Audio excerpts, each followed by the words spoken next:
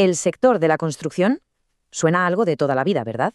Ladrillo, hormigón. Pues ojo, porque está viviendo una transformación brutal. Hoy vamos a ver cómo la digitalización está cambiando sus cimientos y, lo que es más importante, qué significa todo esto para los profesionales del futuro. Empezamos. Para que nos hagamos una idea de la magnitud del sector, fijaos en esta cifra.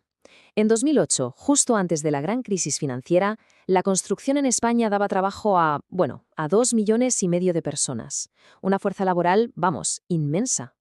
Claro, después de esa cifra vino el desplome. Y el cambio fue drástico. En poco más de 10 años, el peso del sector en el empleo total del país cayó casi a la mitad. Pasó de ser un 12% a solo un 6,5%. Y claro, una caída así obliga a reinventarse, a buscar soluciones. Y ahí, justo ahí, es donde la digitalización se convirtió en la pieza clave. Vale, y para entender bien toda esta transformación, vamos a seguir una hoja de ruta sencilla. Primero, veremos cómo era ese gigante tradicional. Luego, nos meteremos de lleno en la revolución digital. Veremos también cómo afecta al futuro del trabajo. Y por último, lo más importante, cómo prepararse para todo este cambio. Venga, pues empezamos por el principio. Para entender la revolución, primero hay que saber de dónde venimos, ¿no? Vamos a hacer una radiografía rápida de cómo era el sector de la construcción de toda la vida. A ver, tradicionalmente la construcción siempre ha ido un poco a su ritmo, ¿verdad? Más lenta para innovar si la comparamos con otras industrias. Y su estructura es muy particular. Está súper fragmentada, o sea, hay muchísimas empresas, pero la mayoría son pequeñas o medianas. Y el trabajo, pues muy manual, muy artesanal, con métodos que la verdad han cambiado poquísimo a lo largo del tiempo. Si miramos quién trabaja en el sector, hay dos cosas que saltan a la vista. La primera, que es un mundo abrumadoramente masculino. Fijaos en el dato de 2020. Las mujeres eran apenas un 8,2% del total. Poquísimo. Y la segunda característica clave es la edad.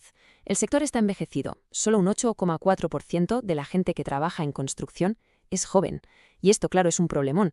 Plantea un reto enorme. ¿De dónde va a salir el talento nuevo para que el sector se renueve? Vale, ya tenemos la foto del sector tradicional. Ahora vamos a la parte más interesante, el cambio. Aquí es donde entra en juego la tecnología, la revolución digital que está, literalmente, cambiando las reglas del juego. Y en el centro de toda esta revolución hay una palabra clave, BIM. Son las siglas de Building Information Modeling. Pero, ¿qué es esto del BIM? Pues no es solo un plano bonito en 3D, ¿eh? Para nada. Imaginad que en lugar de un plano estático, tenemos un gemelo digital del edificio. Un modelo inteligente que tiene absolutamente toda la información del proyecto. Y lo mejor es que permite que todo el mundo, arquitectos, ingenieros, constructores, trabaje a la vez sobre ese mismo modelo, que está vivo y se actualiza constantemente. Pero cuidado, la cosa no acaba en el BIM. La tecnología está llegando a todas partes.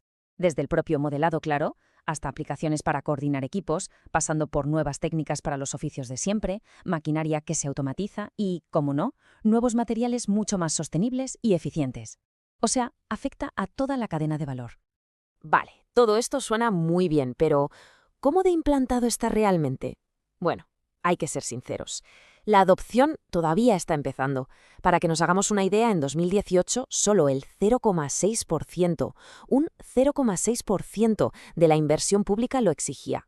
Pero aquí viene lo importante, el gran impulsor está siendo la administración pública, y eso es una garantía de que su uso va a ir a más. Sí o sí. Es el futuro. Y llegamos a la pregunta del millón, la que seguro que mucha gente se está haciendo, sobre todo quienes están estudiando ahora. ¿Qué significa todo esto para el trabajo? ¿Qué va a pasar con los empleos y las carreras en este nuevo sector? El impacto en el empleo se puede ver de tres maneras. Por un lado, sí, hay una parte de destrucción. Algunos perfiles, los más manuales y con menos cualificación, van a desaparecer o a reducirse mucho. Luego hay una parte de creación.